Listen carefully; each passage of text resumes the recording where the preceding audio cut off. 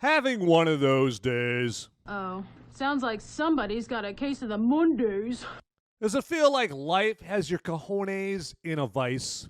Mommy! Is your boss pissing in your cornflakes again? Yeah! Well, watch Murder in the First, and your life will seem like a candy-fueled day at the amusement park by comparison. You're welcome.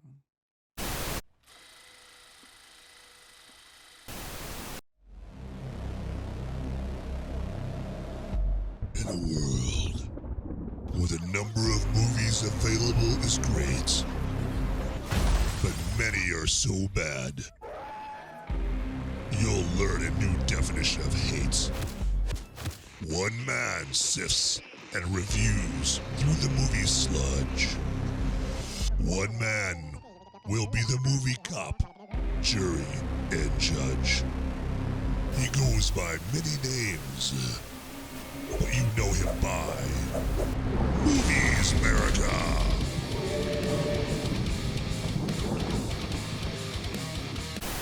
Hey there, my movie maniacs, my fellow freedom-fueled film fanatics. Welcome to this episode of Movies Merica.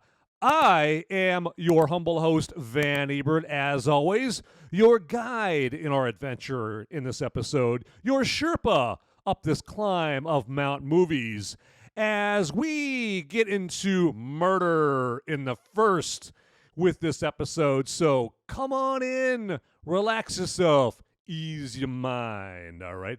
And let's get right into just kind of a brief overview of Murder in the First. And as you can tell, we're doing a retro review, okay? I don't always do new movies of the week, the new movies that come out. Let's go, I'm bored, let's go. Most of the time I do, but every once in a while when we run into a desolate, barren wasteland of new movies at the box office, which we probably will have quite a bit here coming up, since we have a lot of movies being moved to 2024 due to the strikes. There's probably going to be a lot more retro reviews coming up here, too. So just a word to the wise, to all my movie maniacs and my freedom-fueled film fanatics, okay? So Murder in the First, it stars Christian Slater, Kevin Bacon, and Gary Oldman. And now Christian Slater, I can't even remember what his name is. I'm just going to call him Yil, Y-I-L, Young Industrialized. You blew it! I don't know. Young idealistic lawyer. There we go. Let's go with that. And then also Kevin Bacon, and he plays Henri Young. Now, his name I remember because his character is very memorable. His performance is very memorable. And then Gary Oldman just plays like the assistant warden of Alcatraz.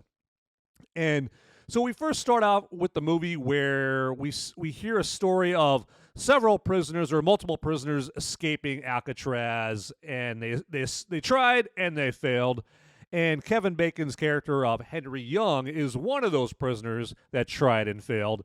And as punishment for trying to escape Alcatraz, he gets thrown in the hole for over 3 years. And then after he gets out, he does something bad. Well, he murders somebody. It's not a spoiler. He murders a fellow inmate. The name of the movie is called Murder in the First, okay? And this movie came out like over 30 years ago. Okay, so it's not exactly going to break my heart if I spoil some things in this 30-plus-year-old movie, okay? You dick! If you haven't seen it yet, get on it. Come on. So Henri Young, he tried to escape. He failed. He's in the hole. Murders a fellow inmate. And then Christian Slater is working for the public defender's office in San Francisco. And his boss apparently hates his guts and is throwing him this cruddy, crappy case of having to defend this inmate where it's clear that he murdered this other inmate because there was 200 witnesses and whatnot. And then that's where our movie begins. Okay, that's where Murder in the First jumps off from.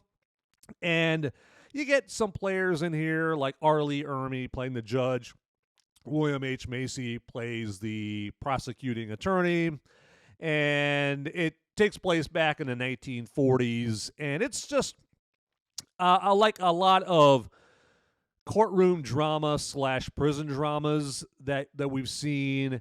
And we're going to go, obviously, more in depth. We're going to do an autopsy on Murder in the First.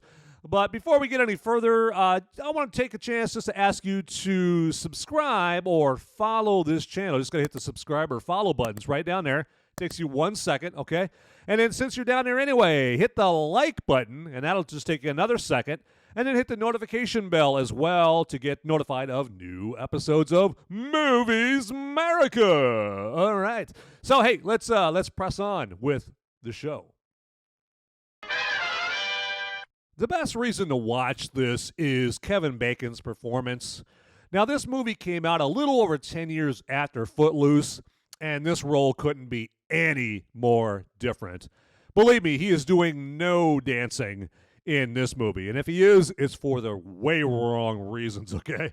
He effectively and powerfully portrays a tortured, literally, character of Henri Young. You can feel his anguish and sorrow float off the screen, and I can't help but compare him to the character of Theon Greyjoy / Reek in Game of Thrones, in how constant physical and psychological torture can change a man into something resembling more of an animal. Mama! All he has to preserve his sanity while he's stuck there in that dark hole for over 3 years is doing math calculations and reciting baseball stats. Now, Bacon completely gives himself over to this role. He totally makes himself vulnerable in this, and it's just amazing to watch. It's so good. You may want to just buy this movie and bring home the bacon. Now, this show is spoiler-free, but the show this Thursday night called Movies Merica Spoiler Warning is going to be all spoilery, okay? I'm going to spoil you rotten, okay? And this show that comes on Thursdays comes on at 7 p.m. Eastern, so that's 6 Central, 5 Mountain, and then 4 Pacific, okay?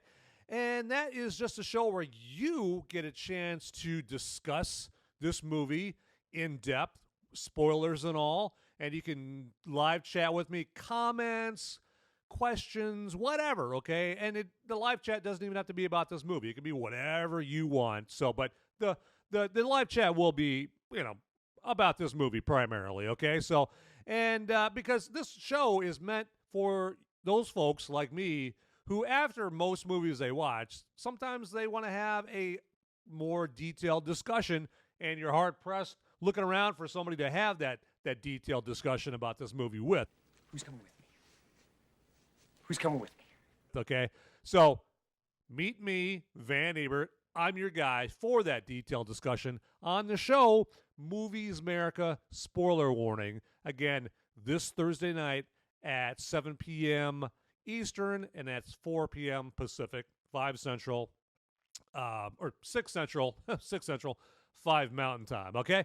And how do you join this show? Well, all you got to do is on Thursday, you can go to my @MoviesMerica page on Twitter or X, and you can click on the link for the Movies Merica Spoiler Warning show right there, or you can go to YouTube or Rumble. That's where the show's at, and you can look up Movies Merica. Now, if you look up Movies Merica on Rumble, it'll work just fine. It'll bring you right to my page on Thursday, and you just got to click on the link for Movies Merica Spoiler Warning. Easy peasy, okay?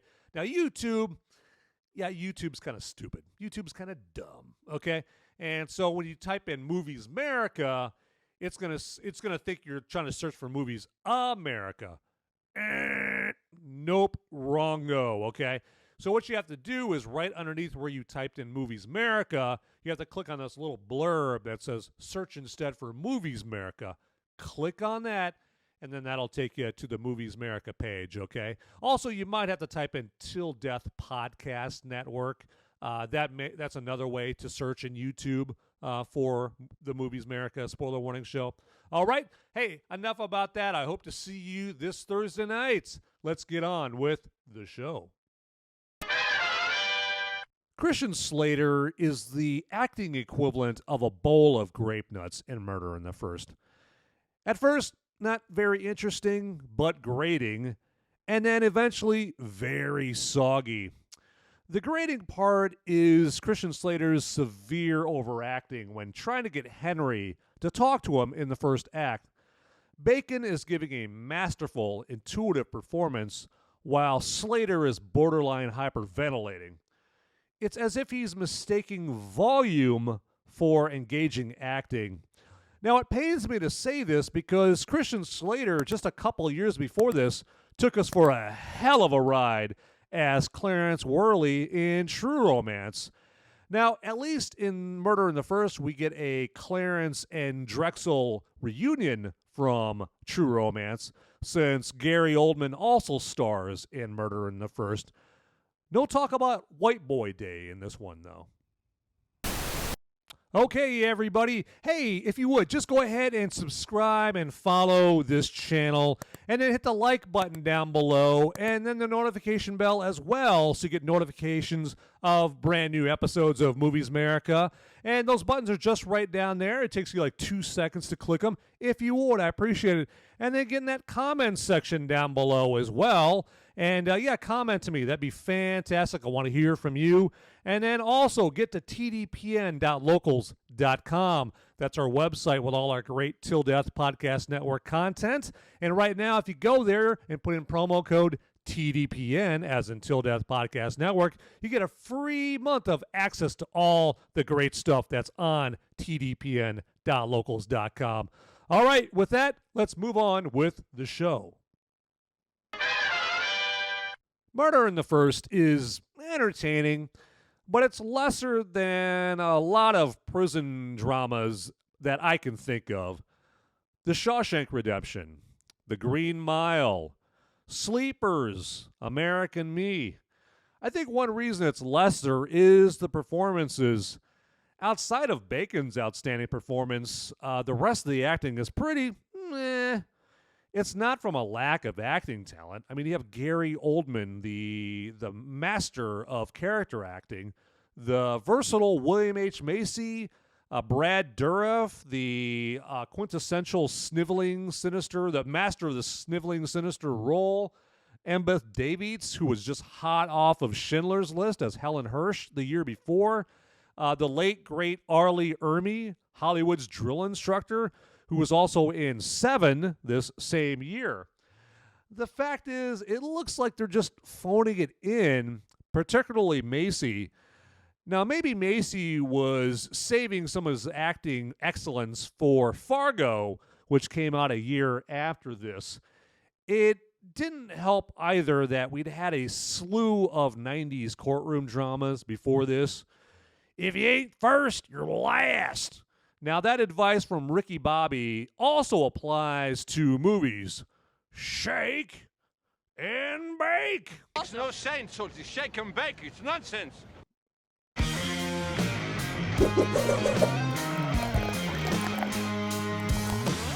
Well, I take my orders from that intro, so I better tell you that it's brew review time if I know what's good for me, okay? And so the brew for this review is Uno Momento. It comes to us from Hop Fusion Ale Works, and it's their Tejano Lager. So Tejano, a Mexican-American that lives in Texas, that's what that means. And I don't know if you can see that. Here, let me hold that up so you can see it. And this is just like a Vienna lager, which is kind of a rare find because it's a harder beer to brew because it takes longer for it to ferment, and it's hard for off flavors to hide in this beer. And so Hop Fusion Ale Works is out of Fort Worth, Texas, and it's got 5.6% alcohol by volume.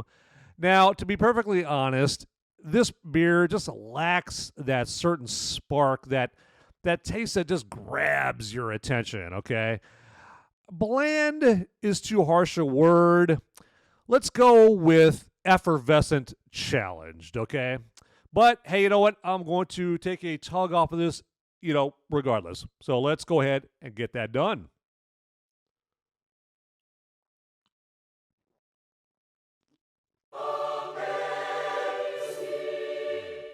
All right. Hey, that's beer. That's cerveza, right?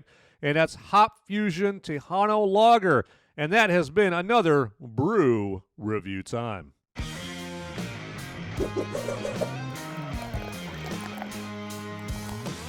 And now, some random thoughts.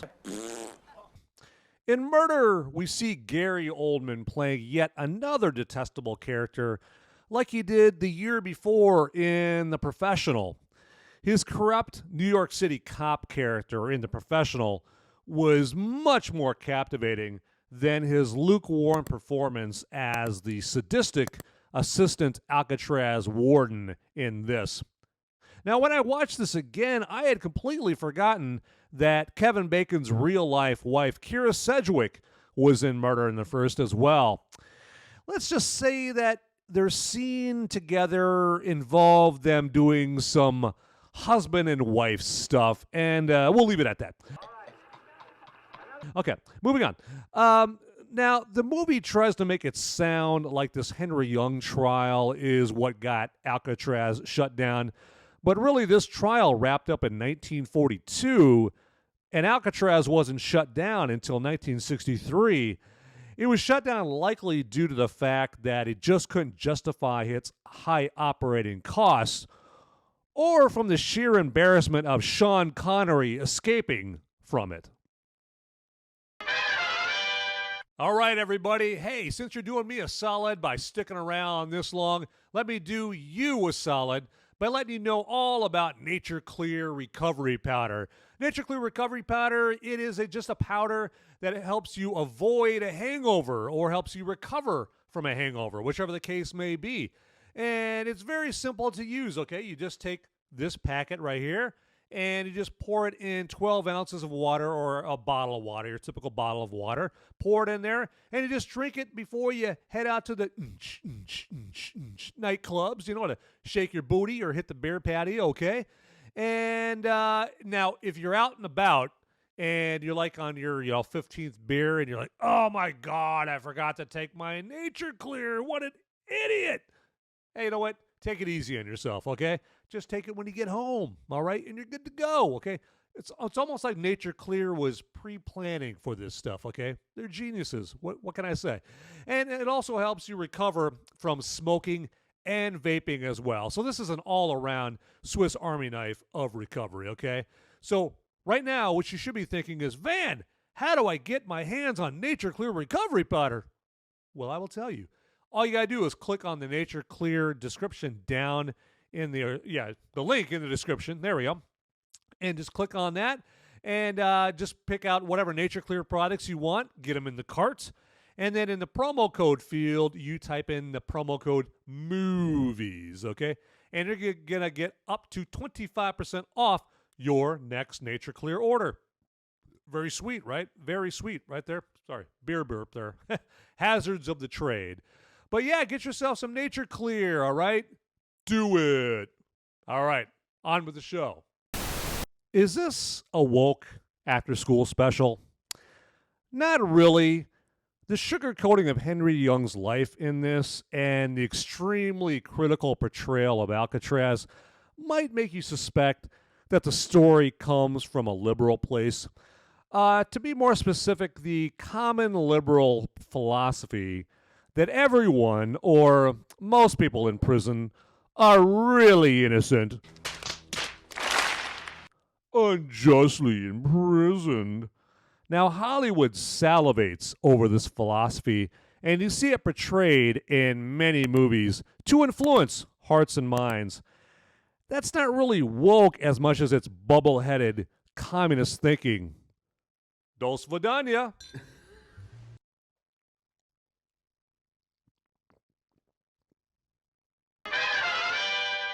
All right, everybody. Hey, let me take a minute to tell you all about a new feature on the tdpn.locals.com website, and that is my Movies Merica Mad Libs.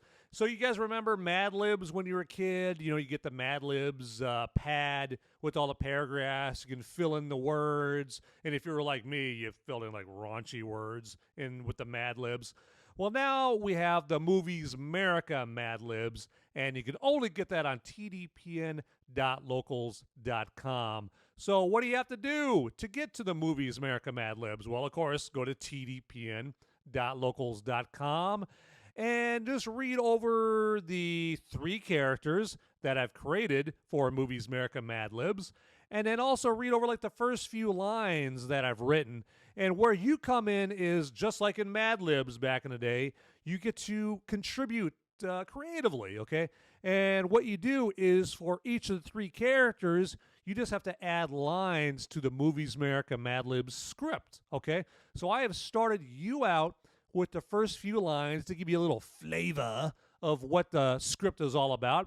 And then for each of the characters, you just have to write a line for each character. 1 line per character, please. But you can write as many lines as you want. Go nuts. It's just you have to write at least 1 line per character. And then me and Ian and Sean, the other 2 here as part of the Unholy Trinity in the Till Death Podcast Network, we'll look over the submissions, okay? And then we will read whatever you write live, okay, on this show. We're going to do a live table read where we read what you write, okay? And you can tune in and you can laugh your butt off. Even one of the characters is a woman. So, you know, one of us is going to have to, get in drag, I guess. All right, so that's Movies Merica Mad Libs. And get there now.